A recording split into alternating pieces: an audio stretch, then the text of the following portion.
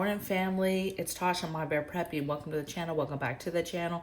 You already know what time it is. Got a big cup of coffee. Let's get it going today. As you can see, I'm not doing anything that I'm supposed to do. My nails are, I don't know if you can see this, it's like a whole foot of growth. And I just keep, and I haven't broken one yet. I bandaged one up because it's about to come off. But you guys, I'm just really into this house right now and trying to get things together. Okay, so today we're gonna get into food, okay? So I feel like I, in the past, have done so many videos on food. This is how you stockpile food. Food's important. We're gonna have a food famine. There's empty shelves, there's bare shelves, the container situation. I've just talked so much about food, and the importance of stockpiling food. We have not talked about that for a while though, and I feel like if you're like me, there's a little bit of complacency setting in, right? I'm concentrating on other things. We're still getting our fresh weekly stuff, but there hasn't been a heavy concentration, at least on my part, as far as like how I normally am, right? Normally, I have a game plan, I have a budget, I roll through, I check certain stores. We just landed here. I haven't done any of that. And so, I normally have my weekly places that I'm getting sales and stuff, and I'm just picking up small things to fill holes and things for food. Because food is never a problem until it's a problem, right? You don't have to worry about food until all of a sudden it's not there. And then when it's not there, it's total chaos, total panic, panic buying, all this stuff will ensue, and it's not good stuff at all, okay? And so what I want to do is I want to talk about not being complacent. I want to talk about the urgency that needs to be there about food, because I think that it is coming, okay? I think it's easy to get complacent when we talk about it. We say, hey, it's coming, there's empty shelves, we're going to run out of food, the panic buying's going to come, blah, blah, blah, blah, right? We keep talking, and then everybody just starts yawning after a while, like, this ain't really a thing. There's still food, some places better than others, and it becomes this thing that's like, is this really going to happen? But I truly believe that as time goes on, we are not in a very good way when it comes to food at all. And that there's a lot of things that could just switch it and ensue panic buying, okay? And there's troubling things that should be having you do food. So we're almost 3 minutes in. Let's get into it. Somebody's gonna tell me 3 minutes before you babble for 3 minutes before you got to it. So I'm gonna give you 10 things, okay? 10 things that you should be doing that have to do with you preparing and stockpiling food. First thing is your food plan. What is your plan, your personal plan for how you go about stockpiling food, right? Your food plan. There's a video I did on 3 ways to do food. You can do the 1-year stockpile, you can do the 3-step process, or you can do the 14 day doubled meal, 14 days meal plan, but then doubled, okay? Basically, how do you start getting food, right? How do you come up with a strategy of how you are going to get this food, okay? Okay, so number 1, food plan. Number 2 is build a budget specifically around food prepping. So yes, you should already have a budget in your home for buying things, right? You have a payday, what needs to be paid out of it, what bills need to be paid. Obviously food and gas, stuff like that is part of it, but be thinking about allocating a certain amount of money to what you're doing in regards to extra food and extra stockpiling, okay? So build the budget around your food prepping. Shop sales and buy bulk is my number 3 thing. Number 4 is build a ration plan, okay? So somebody sent me a message the other day saying that they had heard a rumor that in DC, in the DC area, stores were asking their customers to ration themselves. Basically, they weren't putting limits up, but they were asking them to ration the amount of food that they were getting, okay? And so that's kind of alarming that you're being warned, that anytime you're being warned about limits and ration, that's kind of going towards hey, panic buying. Sometimes that stuff starts panic buying. But a lot of times if we get, that's kind of a step, you get to that, and then the next kind of evolution thing is we're getting closer to some sort of situation with the food. So to me, it's a warning. I do not know if that was true or not. I could not find anything on that. So I do not know. For the person that asked me, I had not heard that. But I found that comment to be very interesting, and very interesting if that's true, and they were asking it. I don't think that's the end of the world, because to me that's no different really than stores limiting you and saying, hey, we're worried about this running out. We want to, ration it, if you will, so that more people can get a little bit, okay? Let's see. So build your ration plans though, because what you don't want to do is, something happens and then you're trying to cut back. You're trying to figure out how to cut back, where if you've already made a plan, it's much easier. You just get into it. And a lot of people I know are already starting ration plans with their families. They're already doing certain things to cut back on stuff, making smaller meals, maybe only doing maybe 2 or 3 times a week no meat in their meal planning. Okay, there's a lot of things that you can do, and you can do now.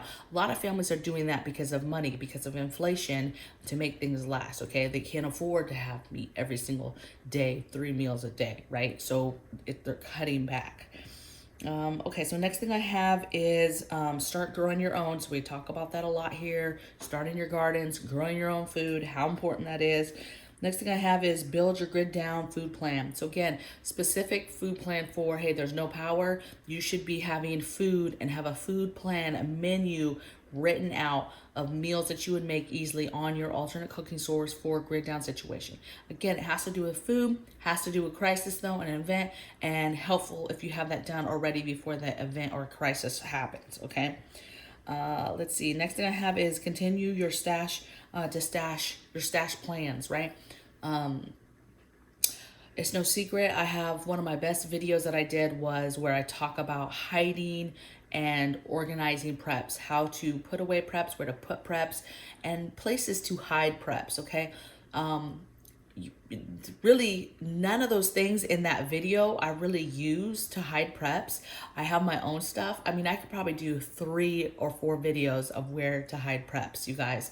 But when it comes to food, that's kind of can be very dangerous when we get to a point where we're running out of food, right? People get desperate.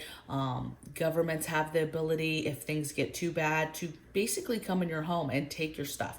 I'm not saying they're going to do that. I'm not saying you're going to let them do that. But what I'm saying is be prepared for that. That simple as that, right? Hide food in plain sight, and just have that plan together of where you're going to have, where you have food. Where's all the places that you have food, okay? Next thing I have is develop a defense plan for food, right? Like I said, it will get dangerous if we get to a point where there's no food. You need to be concerned if we get to a point where there's no food. You have a large part of society who feels entitled that, hey, if something happened and we didn't have food, how dare somebody not have that food available to us? How dare our government not have that food available to us? There's all this crisis that's going to come out of it, and anger and crime that's going to come out of this, of people out of desperation trying to get food, because obviously if you don't have food you die, right? And so you're going to have people that are going to be doing desperate things, people that are not criminals. You're talking about mothers and fathers, brothers, sisters, sons, daughters, doing desperate things to get food, okay? And so you need to fortify your home. You need to fortify and come up with a defensive plan for your food, right?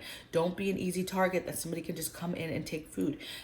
Figure out your garden, how are ways that you can conceal that you're growing food, right? Maybe you're growing flowers and other plants around your actual crops. Maybe you have some coverage, maybe you have some security fencing or something that's kind of built that kind of nobody just peeking over the fence can be like, oh, there's tomatoes, right? So what's your game plan? Maybe some stuff you can bring in, maybe some stuff you grow indoors on a regular basis, okay? And it's never outside, okay? So think about, on the defense, what would be your plan if you had to worry about hiding your food from people, right? So that you don't get hurt, okay? In the process of people trying to get something from you. The next thing I have is build your depression cooking meal. We've talked about this on several videos too. Depression era, right? There's so much to be learned from that era of people and how they survived and how they did things and how they simplified things and did things with less. And food is no different, right? Making meals out of, 10 ingredients for everything, right? Having basic ingredients that covered the whole gambit of their meal plan, right? Very, very simple, very simplistic, and simple way of living and eating food. Okay, so think about your meal plan and what you would do. The cheaper, less expensive meals that you would put together during economic collapse or depression or a situation that causes panic and there is no food. Okay, food will be important, and you have to figure out a way that you can cook with less, and to make that last. Okay, with basic staples. And then my last one is continue to preserve your food, right? Continue to it's funny, I really don't cough these days lately until I start talking to you guys, because I'm doing a lot of talking. But continue to preserve food. If you're not canning yet, baby, get that canner, start canning.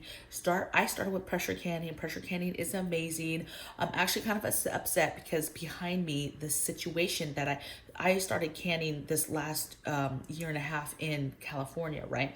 The Christmas before, I got a canner and I started canning. I started pressure canning, and I just realized at the house here the other day, I can't can. I have an electric stove which you can can on, but I have this whole stinking huge microwave set up above it. There's no space for the canner. So I'm obviously, part of our demo is to demo and get this big chunky microwave out of here, because you got to get canning going back on. The good thing is I have good cabinets and I had a good space for canned goods. Okay, so you need to start canning. Maybe start with water bathing, put stuff in Mylar bags, put stuff in plastic containers, put stuff in jars. Jars are amazing. Even if you can't afford oxygen absorbers and all this stuff, there's other ways to get air out of jars. And even putting stuff simply in a glass jar makes things last much, much longer. Okay, so preserving food, continue to do that. Okay, because we're gonna get to a point where your stuff that you've preserved could be the food that carries you through a situation, through a time. Okay, and I think that once this hits, it's gonna be a length of time. It's not gonna be excuse me, it's not gonna be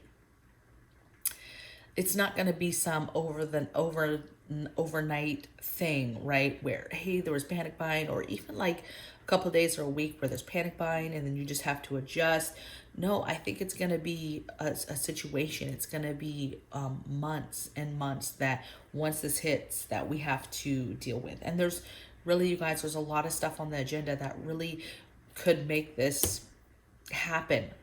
I hope that we never run out of food or get to a scary situation where we're having to protect ourselves and protect our food and protect our stuff and become targets because we may have more food than somebody else.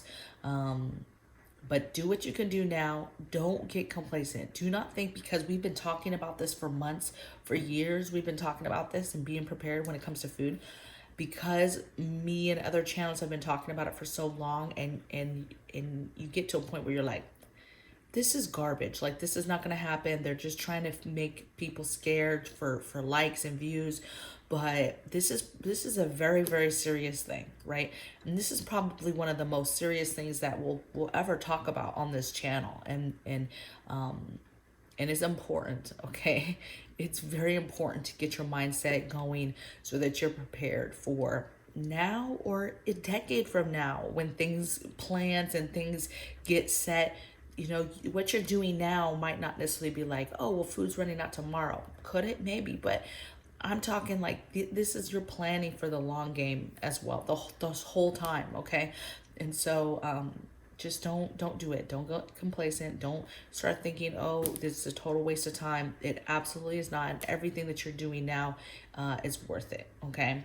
Get the urgency and keep it going, because it could be next week or it could be a decade from now. But you keep going so that as little events and little crises happen, you're okay with you and your family. Okay, so I will see you guys tomorrow on the video. Let me know in the comments below what you guys are thinking about my thoughts on food and what's going on right now with food and what you're doing to prepare. All right, and I'll see you tomorrow. Bye.